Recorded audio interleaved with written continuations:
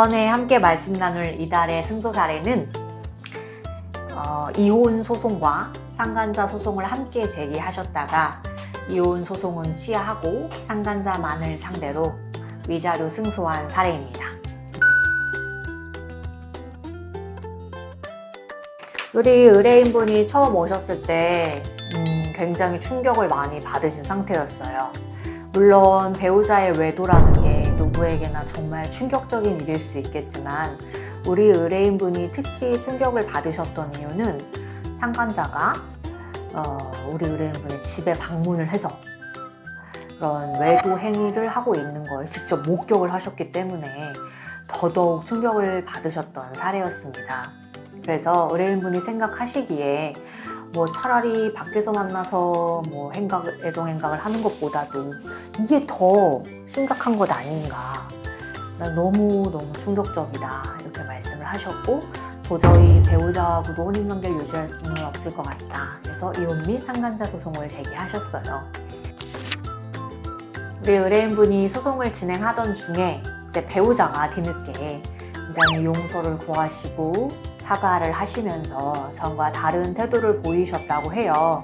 의뢰인분도 좀 고민이 되셨다고 합니다. 다시는 정말 못 살 것 같아서 확고하게 이혼을 결심하고 진행을 하셨지만 물론 자녀들이 장성은 하긴 하셨는데 결혼도 앞두고 있고 어떻게 해야 될까 고민이 많이 된다고 하시더라고요.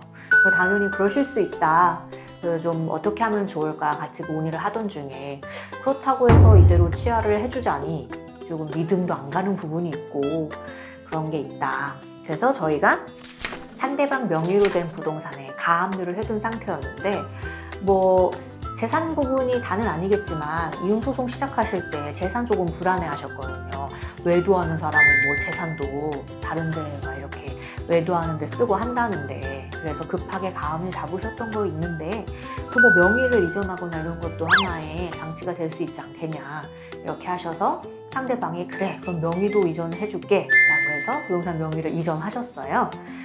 가압류된 상태에서도 그 상대방이 우리에게 이전하는 것은 가능하니까 그래서 그런 태도를 종합해 볼 때 의뢰인분이 완전히 회복의 자신은 없는데 그래도 한 번은 더 지켜보겠다고 하셔서 배우자 피고 일에 대한 소송만 일부 취하를 하게 되었습니다.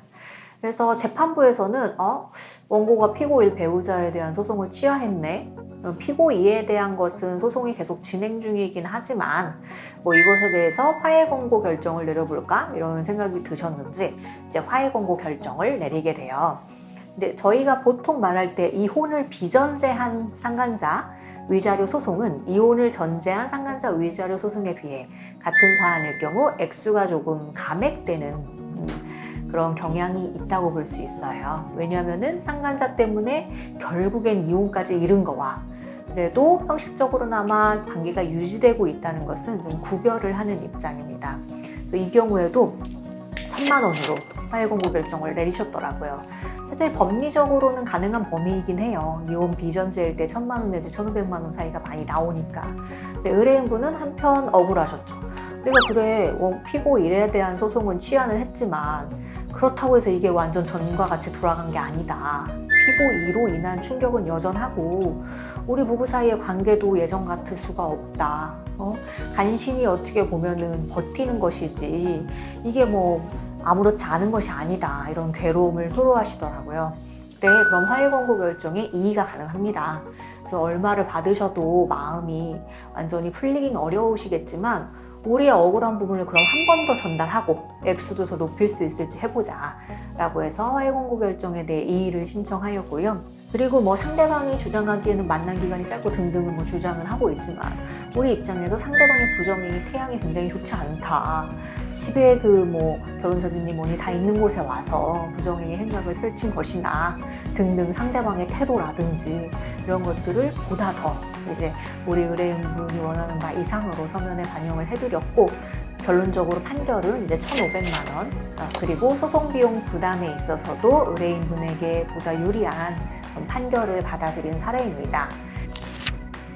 결국에는 의뢰인분도 물론 얼마를 받아도 이게 마음이 편안해질 수는 없겠지만 그래도 끝까지 본인의 억울한 마음을 서면 등으로 전달해 준 것에 대해서 이제 고생이 많으셨고 감사하다 이런 말씀을 주시면서 마무리가 원만하게 되었던 사례입니다.